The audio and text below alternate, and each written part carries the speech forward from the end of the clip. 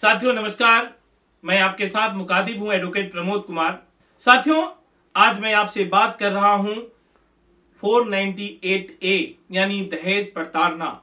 और supreme court ने और एडीआर दोनों ने ये ऑब्जर्व किया है कि 93% जो केस हैं वो फेक केस फाइल हो रहा है।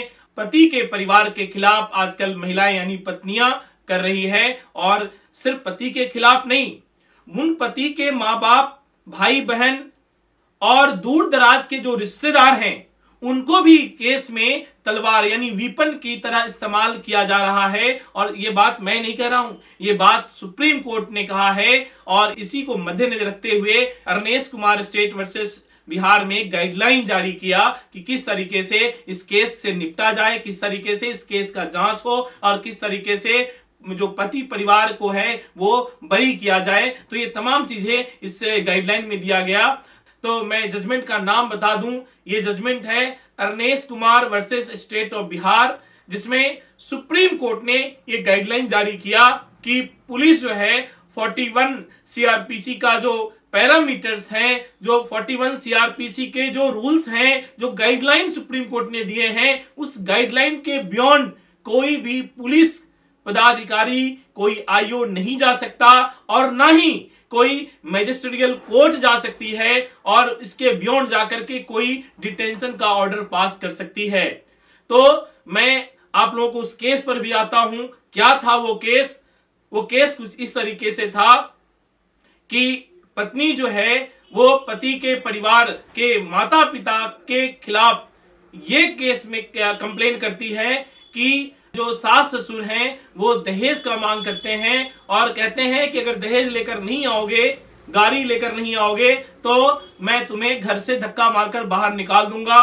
तो निश्चित रूप से पति अपने माँ बाप के साथ खड़ा होता है और पति जो है ये कहता है कि तुम जो माता पिता कह रहे हैं वैसा करो, वरना धक्का मार के वाकई निकाल दिए जाओगे, और उसे घर से बाहर निकाल दिया जाता है। और पति कहता है कि मैं दूसरी शादी कर लूंगा, ऐसी धमकी भी देता है। यह एफआईआर में था। उसके बाद जो पीड़ित परिवार है यानी पति का परिवार, वो परिवार सेशन कोर्ट पहुंचता है बेल के लिए। सेशन कोर्ट उस बेल को खारिज कर देती है, और जब सेशन कोर्ट खारिज कर देती है तो फिर पीड़ित परिवार यानी पति का परिवार जो है वो हाई कोर्ट पहुंचता है। हाई कोर्ट में भी बेल को डिसमिस कर दिया जाता है, और तब ये केस माननीय उच्चतम न्यायालय में आता है, यानी सुप्रीम कोर्ट आता है। सुप्रीम कोर्ट बहस सुनती है, सुनवाई करती है, और उसके बाद ये ऑब्जर्व करती है इस केस में कोई ऐसी सच्चाई नहीं है, और तब जाकर के सुप्रीम कोर्ट गाइडलाइन जारी करती है इस जजमेंट के साथ।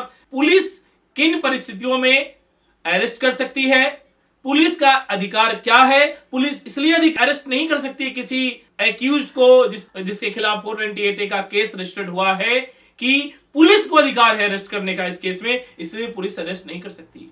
और इसलिए कोर्ट भी डिटेंशन नहीं ऑर्डर पास नहीं कर सकती कि 498A का केस रजिस्टर्ड हो गया है। सुप्रीम कोर्ट ने साफ साफ कहा कि मैजिस्ट्रियल कोर्ट को भी और पुलिस पदाधिकारी को भी, दोनों को यह देखना पड़ेगा कि 41 सीआरपीसी के कंप्लायंस को पुलिस फुलफिल करी है या नहीं करी है। अरेस्ट करना नेसेसिटीज है तो कितना है ये भी देना पड़ेगा प्रूफ के साथ। और उसके बाद अगर ऐसा लगता है कि नहीं डिटेन करना चाहिए, अरेस्ट करना चाहिए, तो किया जा सकता है, लेकिन जनरली और कैजुअली बिल्कुल नहीं किया जा सकता। और मैं चलते चलते एक बात और कह दूं कि अगर इसके बाद अगर कोई एडवाइस की जरूरत है तो मेरा नंबर है 9999536847।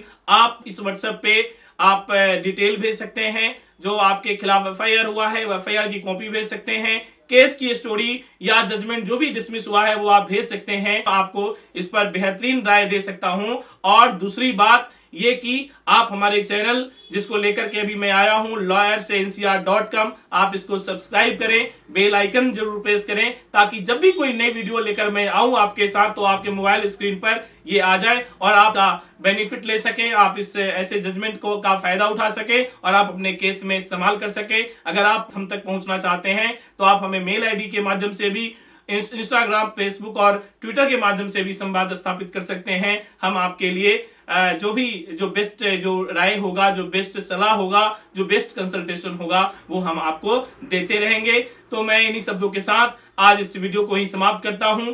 जय हिंद, जय भारत, और आप देखते रहिए lawyersencr.com। जय हिंद।